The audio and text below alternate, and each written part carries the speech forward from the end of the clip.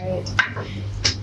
Hey guys, it's Jenna here with David again, discussing his chakra yoga healing book, and we are talking about Anahata today, chapter 4.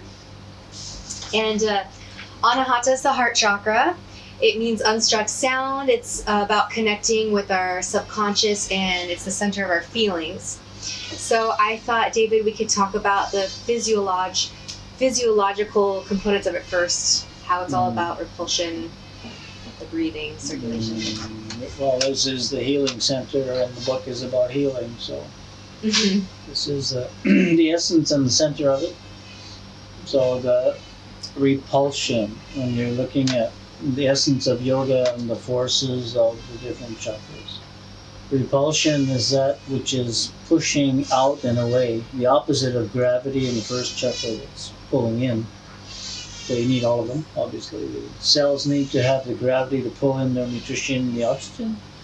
And then they have this feature of a repulsive force that is used to eliminate anything like a virus that comes close to the cell that has the power to create a repulsive force that takes the form of a chemical, little chemical neuropeptide that's called an interferon that attacks the virus. And then your whole autoimmune system carries this force and scans around the body. Anything that is not biologically part of you, does not have the vibration of your own cells, then it gets eliminated.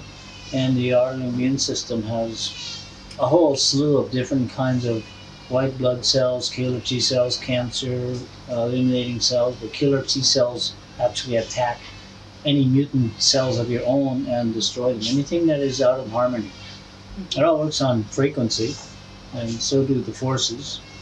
So elimination creates the expansion of the breath and the expulsion of any materials. It's also, Anahata is your detox center. So it's not just trying to scan for viruses and germs, but it's looking around your body and taking out any chemical residues from food additives you've eaten or pollution that's come into your body.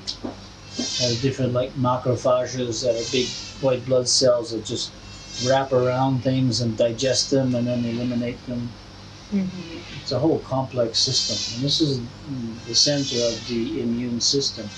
The other systems support it, but this is the one that's cleaning out your body from anything unwanted. And you wrote that circulation is really important in that too, the circulatory system. Yeah, very much part of it. And lymphocytes are what they call white blood cells. And the lymphatic system, and lymphatic fluid, is one of the main transportation vehicles. You always have a lot of lymphocytes floating around in the lymphatic fluids. And in the lymph nodes, you have these places. Lymph nodes are in here in your neck and the top of your legs, all over your body, but condensed in certain areas. And you have specialized white blood cells that are in there, and they're scanning the fluid. And they're ready to work for you. They're ready to work. They're ready to send out signals and call in helpers and activate everything. If anything is detected that is a bit of a threat, that has got the wrong vibration for you, antibodies are prepared and sent out to the job, and it's an amazing system when you study how it works, and very sophisticated. And you wrote that there was a test or a what do you call it, where they had found out that people, the yogis, are 25 times, their circulatory system are 25 times more faster than that of someone that just sits and works all day. And so, which is, I would say, most of us. So, yeah. I mean, we're designed to be moving. Yeah. You know, we have feet, not roots. We're supposed to be moving, and in a natural setting, when we lived in more nature, we were doing things. And the lymphatic fluid doesn't have a heart like the blood system, so it requires movement. Otherwise it stagnates, and if it's stagnating, then you don't have this flow and you don't have white blood cells coming around to check things out. It's not moving through the lymph nodes. So sitting and doing nothing is creating this stagnation. And just like stagnant water in a pool or something, if it's not flowing, then you get all kinds of different things growing in there. So bacteria and viruses can be in these areas where you have bad circulation because you're not moving, and they can proliferate, and they go fast. Yeah. They reproduce every few seconds. So if you're not on top of it, It's going to accumulate. it accumulates and becomes an infection, which then brings in more fluid has to go there to bring more white blood cells, and you end up with inflammation, which is another thing, and everything gets out of balance. So being up to par, being on time, and this is what I was quoting about the yogis, and this is research that was done at the Jipmer Medical Research Center in South India in the 60s. They were measuring people who just sit at the desk, and people who are athletic, and yogis who are doing really active practice. And the circulatory system goes full circle 25 times faster in the yogi than in the office job guys. So everything, if there's a virus coming in, 25 times the speed, the white blood cells are there doing something about it. Any kind of little infection. Yeah, just simply by breathing. And Well, there's breathing more. and moving and being flexible, it takes all the resistance out from your bloodstream, from everywhere in the system. The stiffness, which is an inherent part of actually the first chakra, which makes you strong and stiff, but not very fluid. So the yoga makes you more fluid-like, and there's less resistance to everything going through the veins, through the arteries, and the lymphatic system going through the lymph nodes. Everything is just flowing without being stuck. So Very similar to Anahata, this breathing. It's a constant movement in and out in life. Yeah. Yeah, and because the yogi is breathing a lot more, then all of the circulation is happening, but the oxygen level is much higher. And the white blood cells, if they got the oxygen they need, they're just right on it. I was going to say, what about the yogis that sit for hours and just meditate? Wouldn't one argue that, well, they're not moving? But they're almost like superhuman because they're putting all their focus on internal movement. Would that be considered moving, or... I'm just playing devil's advocate, like people are like, what about those people up in the caves just meditating for hours? Yeah, but they prepare themselves to do that meditation, and they've tuned up their body, they've detoxed, they've done usually a lot of fasting and They've done their work. Yeah, they've done the work beforehand, and they sitting there, they don't have any infections to deal with, so everything can kind of slow down. And it's notable that the whole metabolism of these guys slows right down. When you are actively engaging with the world and bacteria and viruses passing from people to people, you need to be on par and keep things flowing. But if you're sitting in your cave, you're in a sense in a safer place, just like the social distancing, and lock yourself in your own house and whatnot. But you still need to move to keep things active. So let's talk about now the psychological component with Anahata. So we just talked about the physio and how important it is to breathe, the repulsion, getting rid of toxins, circulation. And another big component with Anahata is the psychology of this chakra and our feelings. Can you talk about how those affect our healing, especially with autoimmune? You wrote something about autoimmune disease in correlation with how you think about yourself. I thought that was so beautiful. Can you? Yeah, that's a really important side of Anahata, and how you see yourself, how you feel about yourself, certain emotional factors like guilt. You've done some things that you feel guilty about. Maybe you've just eaten something that you don't feel was good for you. All of these little emotional things kind of shut down the immune system, because the immune system is there to defend you against whatever's offensive or whatever can harm you.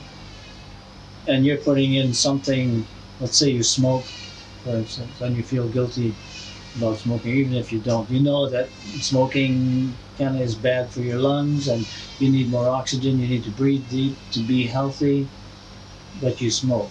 So you have this guilt complex about, well, I'm feeling that I'm not actually taking care of myself, and the guilt complex creates a bit of a conflict, and your body knows there's a conflict. Part of you wants to be healthy, but you're doing something that's making you unhealthy by choice.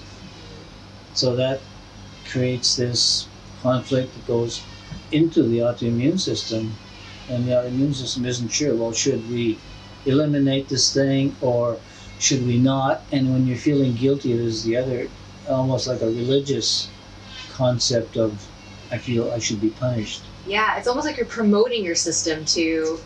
It goes again with your thoughts. Like if you're gonna think negatively about yourself, well then your system's gonna reflect that. Yeah. And in research in the last, it's been 15 years now that they've known this, that what you're thinking and the connection between your thought process and the thoughts, the emotions, and the immune system, they're not separate systems at all. Mm-hmm. They're completely, immediately, instantaneously communicating everything back and forth. So if you have one of these little guilt complexes, you have a period of saying, oh my God, I shouldn't have done that.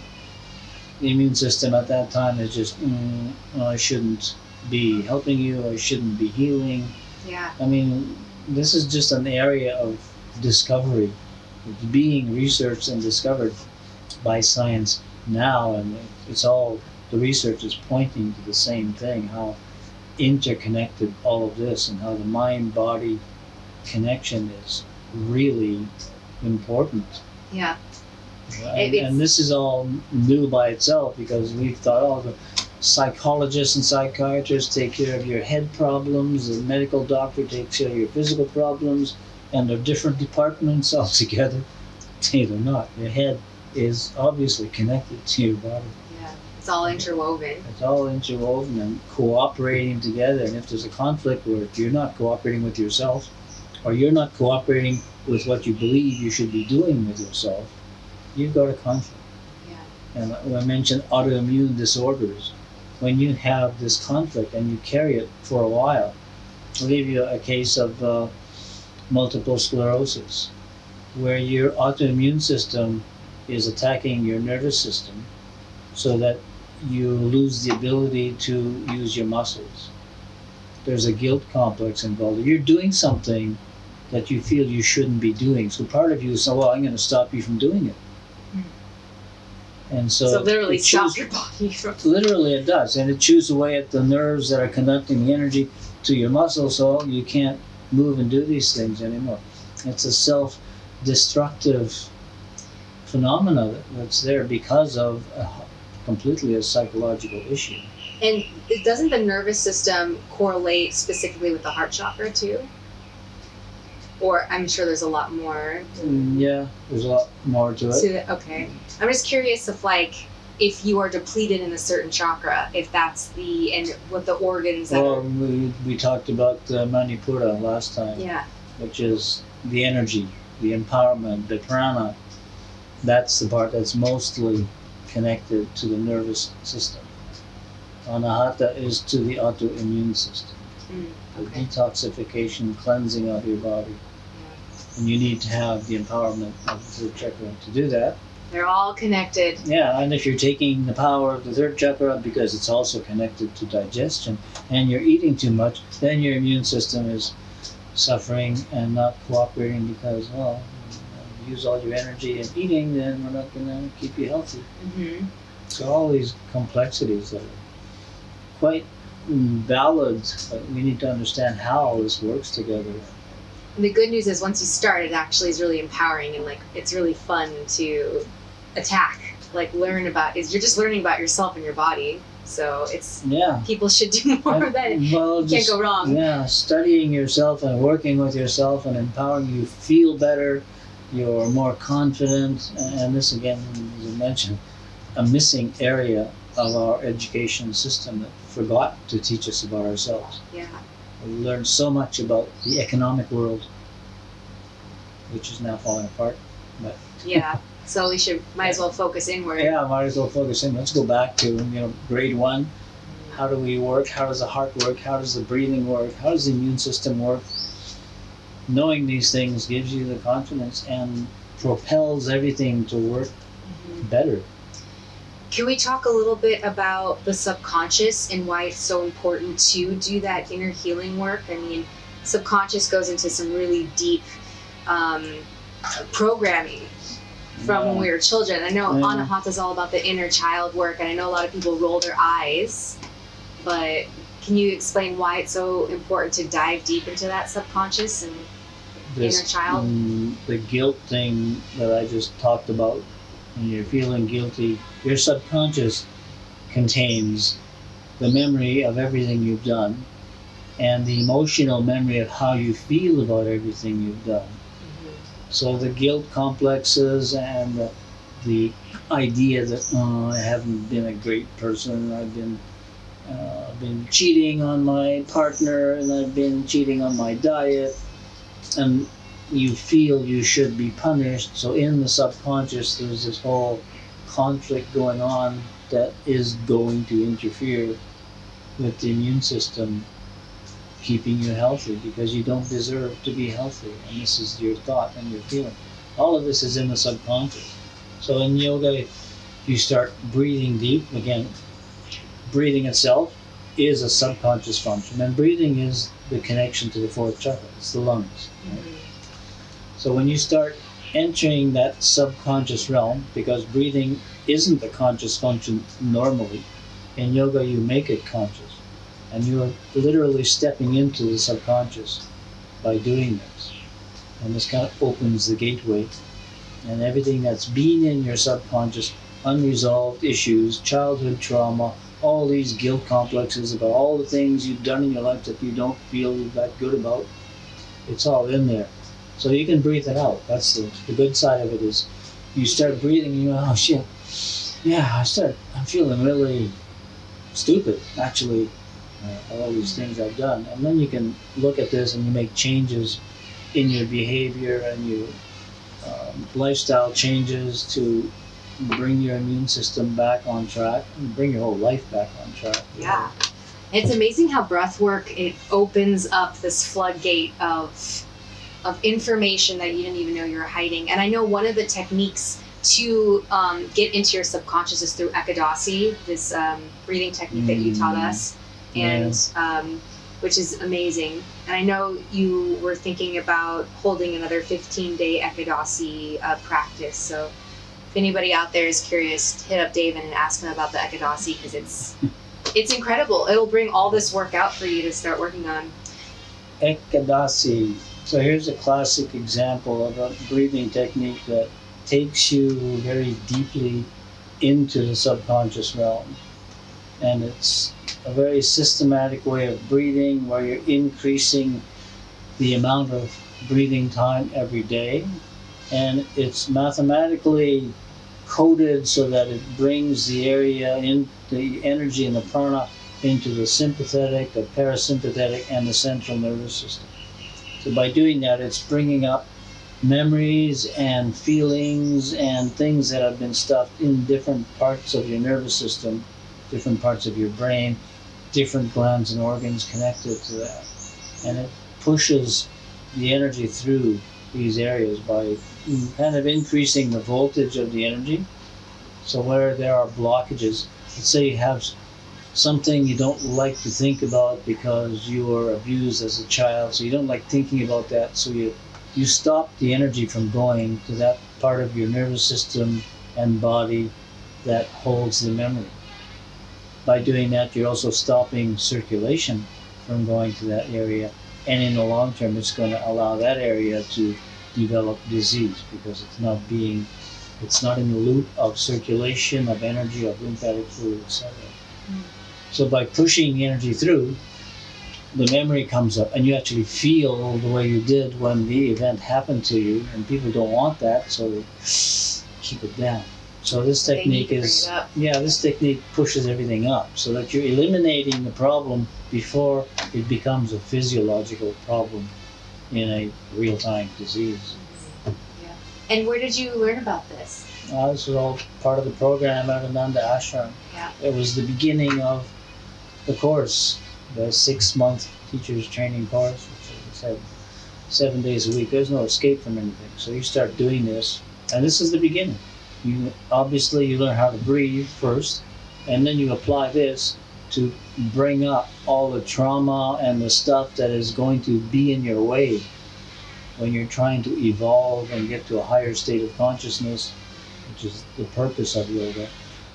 All these negative emotions end up coming up, and I didn't really have a problem with that because of my childhood, but I realized later on, I saw it there in the ashram, how come they're having such a negative reaction to this breathing? Because I was just getting high on it.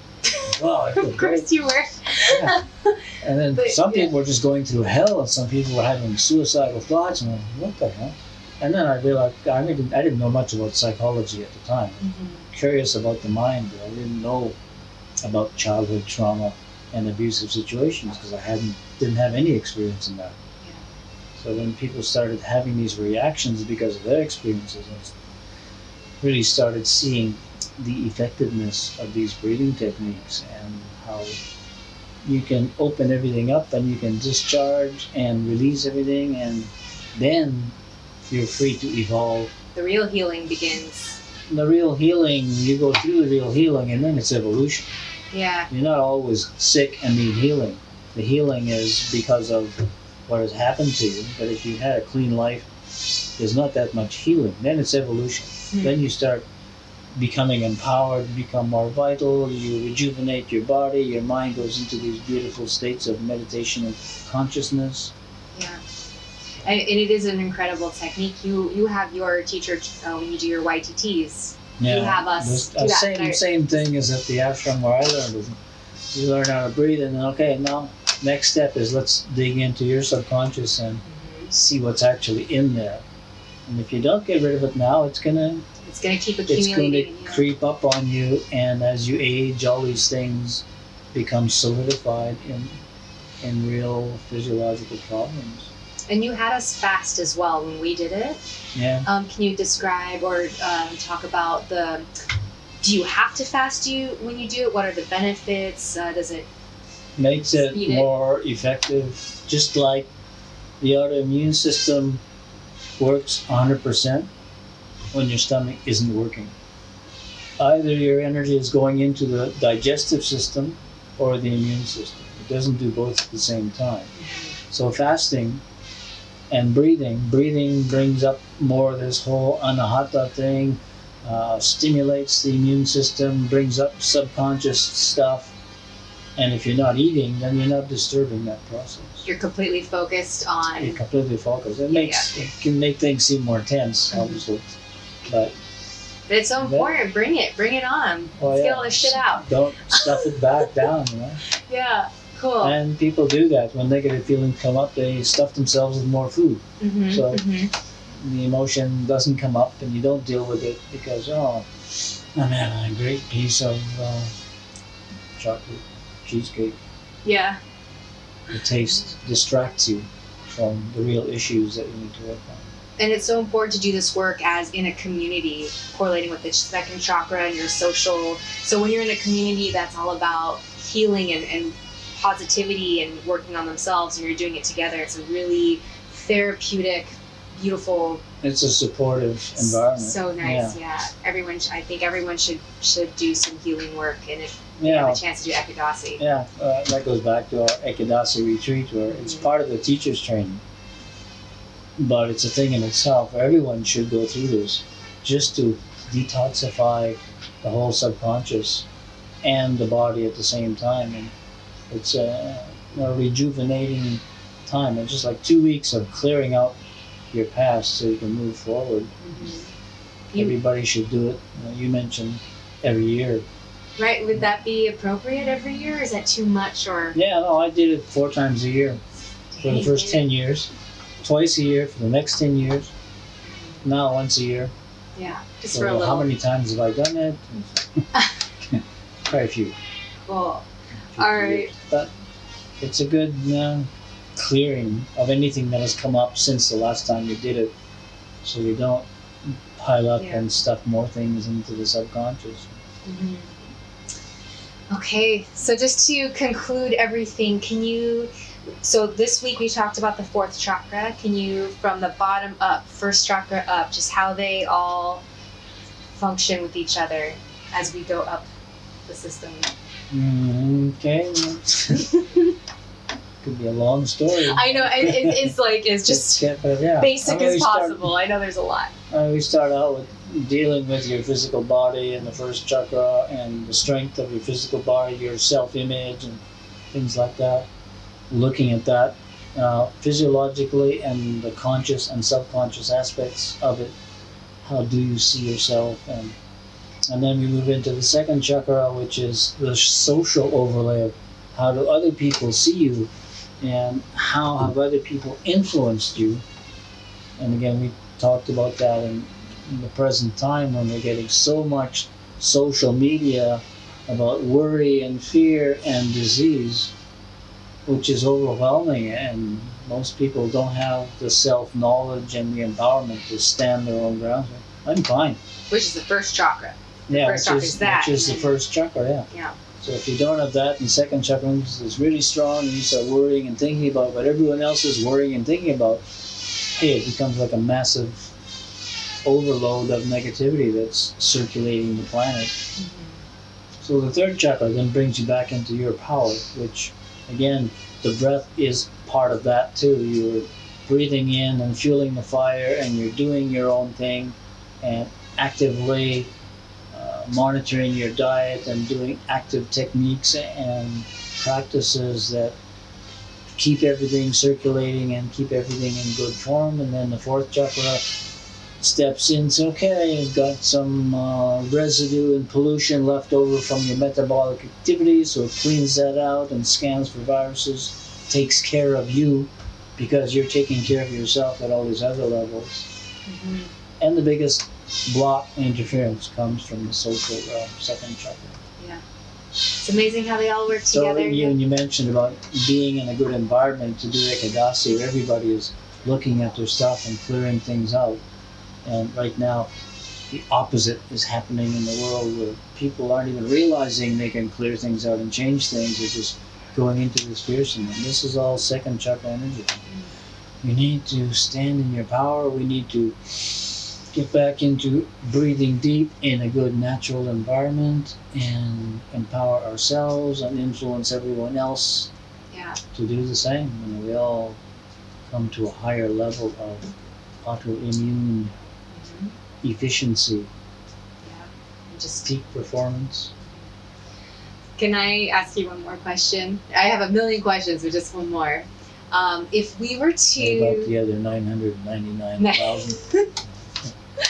But you made me think of something when you were talking about like the state of the world right now. If you could break down the imbalances or the balances of the world right now from the chakra stance, what would you say about the world's first chakra is a little bit, we don't know ourselves. So there's our foundation that's not really working. Like, why are we here? What's our purpose? Yeah, there's the foundation. We don't have that. And then the social influence is just overwhelmingly negative and confused. Nobody really knows what's going on anymore. And then our third chakra, we're being told that we need to put all of our focus and action in money and, being competitive with each other. And would you say that would be like the third imbalance? Yeah, that's the third imbalance. It's been there for a long time. Mm-hmm. Bad programming, bad direction in life. And then the fourth chakra of the world is just we're scared and we're feeling. Yeah, we're scared and we're said to be scared of each other. Don't get too close to me. I don't want to get your germs or your viruses. Yeah. So instead of in the healing where you take care of someone, give them a hug, I can't touch you. So it's kind of opposition. And many doctors, medical professionals are starting to realize we've gone the wrong approach. Yeah, and the forecasts of millions of people are going to die, totally wrong. So what would you suggest if we were to realign ourselves, the world, based on the chakras? What would you say from the bottom up? Like, we need to be more rooted in what our purpose is, or being more connected We with need the to look earth. at our purpose as an individual and as a collective humanity. What are we doing on the planet? What are we doing to the planet? Because the earth Yeah. element is the element of the first chakra. Yeah. Yeah. So. And our connection to the earth and to nature, and what we're doing by having good jobs and going shopping for plastic toys every weekend is ridiculous. That's the purpose that the big bankers would like us to maintain, because it keeps consumerism happening and they profit every time you buy anything. They're getting pennies off your dollar or dollars off your whatever, and it's just a big monopoly game that has nothing to do with the welfare of humanity, nor the welfare of the planet itself, which is being abused and uh, destroyed for the sake of bringing up more oil so we can have more plastic toys and drive more vehicles. Yeah. Where are we going? Everyone's got a vehicle, and a vehicle is for transportation. Where are we going? Nobody's questioning that. Yeah. Where are we going and why? Oh, we got to go to work. So you need to go to work to get enough money so you can buy a car so you can keep going to work. It's just a vicious circle. Mm-hmm. So if we were to break that down and just get more back to our roots of, okay, how do we take care of our planet? How do we take care of our bodies? Yeah. Okay, so that would be the Fundamental issues. fundamental, exactly. First chakra, the base, foundation. And then the second, water element, swadhisthana, social. Then we. And that includes your education, which comes from social, from And- past generations, and whoever's at the top deciding you should know this when you go to school. Mhm. But again, missing the link of who are we, what are we doing, how do we work, how do things work, and why are we here. All of these things are not part of our educational system. So Just questioning get up. that. Yeah, question everything about your educational system. Why were you not taught how to be healthy Mm-hmm. when you were in school? Why are we not taught how to prevent disease? The opposite. We're taught how to be victims of disease and how someone else can come and save us. You got a psychiatrist to save your sanity, a medical doctor to save your physical health, and the priest or the rabbi or whatever to save your soul. What about us? Yeah. What about our own self-empowerment? Can't we take care of ourselves, figure ourselves out, know how our mind works, and connect to the divine aspect of the universe, however you see that, independent of other people? Which is that's your second chakra, your social influence. And Yeah. going with your own flow, not going with the flow with whoever, whatever The else. flow of society and consumerism, which is what society has become, consuming, and we're consuming the whole planet. Mm-hmm. Yes, we are. And then the third chakra, our fire, are the activation, go, do, pursue. Change. Oh, transformation. Transformation Change, and change. The fire element changes, burns things. We need to change what we have been doing into what direction should we be going in now. Mm-hmm. Healing ourselves, healing the planet. So the healing issue, which everyone is looking at right now, forget about what the old school says. Learn how to heal yourself, how to be independently healthy, and then let's look at the planet and how to reconnect with nature and scrape all the pollution off the planet and go back to a natural lifestyle. And that would be our fourth chakra is, getting rid of all the toxins and cleaning up all the crap and feeling, caring for each other and being more connected. Yeah, to each other and to the planet, not social distancing and distancing, staying in your little apartment, out of touch with nature, out of touch with people. It's so non-human. Yeah. I like this balancing of chakras better than what we've been doing. Okay, so before we end this, what can people do then to start on that road of a new way of life?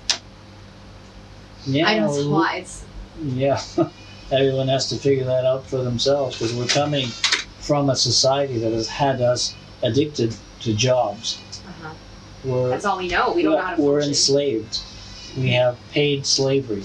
We have to stay in the slavery market to make money to pay for our house and our car and our debts and all these things. So we need to change that. And we can start off by asking ourselves the first chakra question is, what is our personal purpose on this world? Is it to play into that system, or is it to be happy with being on this earth, I guess? And then people can start building on top of that. Well, we go back to looking at native traditions and how native Aboriginal cultures are still connected and fighting to stay connected to nature in spite of whatever companies coming in and clearing the Amazon forest so they can plant soybeans for the cows so people can eat meat. Just go back to being in the jungle, being in the forest, and looking at what nature provides and simplifying our lives and going back to nature. I mean, this sounds like, oh, that's pretty far out. How do I step out of my apartment and just go to the jungle? I can't do that. But you might be forced to do that. Or it'll come to you. I mean, I don't know if you could hear that in the background, but just the machinery building. But the whole point is that I do believe that we can work with the new technology, though. The new technology doesn't have to be so destructive.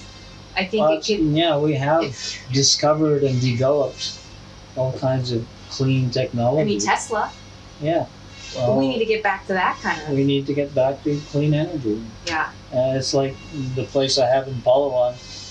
It's a farm. The house was built partly out of bricks that came out of the soil, and it's solar powered, and it got hundreds of fruit trees. Yeah. This is the way of past generations. My grandfathers on both sides, from mother and father, built their own houses, grew their own food, and lived their own life. Yeah. We're selling ourselves. Sorry. We're selling ourselves and going into debt, and then signing on the line for credit so that we can pay for a house because we don't know how to build a house anymore. We're not allowed to. I think you told me, you're like, we can't even build our own houses. Yeah, unless with all these documentations and getting approval from who. I mean, there's some sense to that because we don't know how to build our house. People start to build something and it'll collapse on them and kill them. So there are codes. Regulations. Yeah, there are regulations and codes. So this is how you build safely. But people should be taught that in school too. I mean, my father went to school, and my father is old time, born in 1898, because we're looking a long time back. But he was taught everything. How to build houses, how to grow food, how to do everything as part of the education back then. That's completely taken out. Now we're just taught on how to get a good job economically. Even if it's a great job working in a nuclear arms factory, you don't think about that or whatever. Or what it's supporting. What is your job contributing to? So final solutions, we need to roll back while the whole world is in a shutdown. How are we going to start it up again? And we need to, first of all, learn about our health so that we don't have this recurring problem of viruses and flus and disease.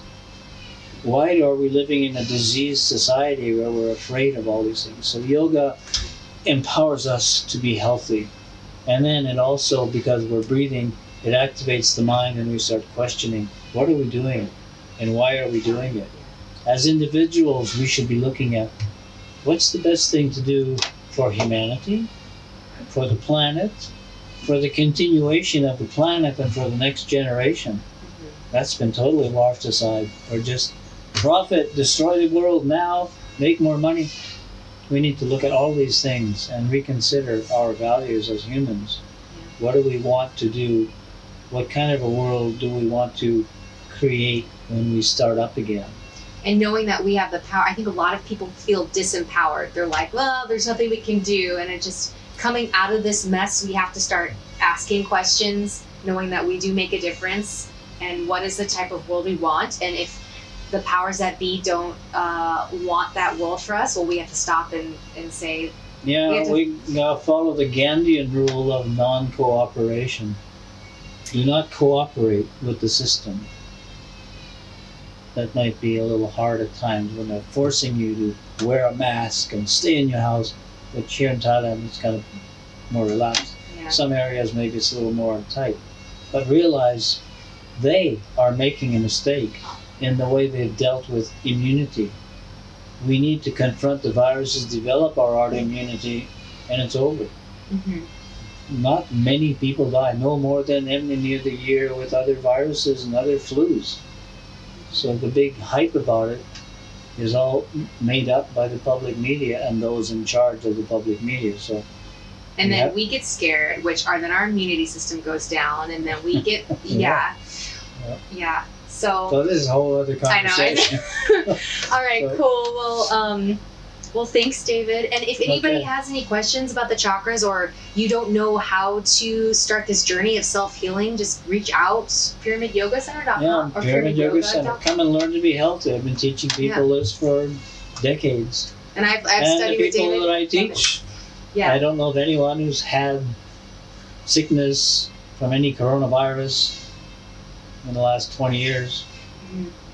So it's not that difficult. You learn how to breathe, how to move, take care of your diet, and you become healthy. And then you question, where do we go from here? But becoming healthy is the first base. Mm-hmm. If you're not healthy, how can you do anything else? And you can get healthy. Yeah, everybody can get healthy. Yeah. Everybody can develop their autoimmune system, bring it up to peak performance, get rid of the fears that are in your way, being pushed out socially. Okay. Thans, David. Thank you. And process the information, and then contemplate what you'd like to do with the life of humanity, because we're all contributing to that. Mm-hmm. And then we'll maybe in another chapter get into the whole new paradigm of quantum physics and the realm of unlimited possibilities, which has not been looked at by science or by medicine. But I think that's changing now. It's changing, and people need to wake up and realize, hey, it's not what it seems. We're far more powerful and capable than we think as individual human beings. And we've given our power to governments and to some of the wrong people who are making the wrong choices. So we need to make our own choices. Your political advice for today. Thanks, David. All right. Thank you. Take care.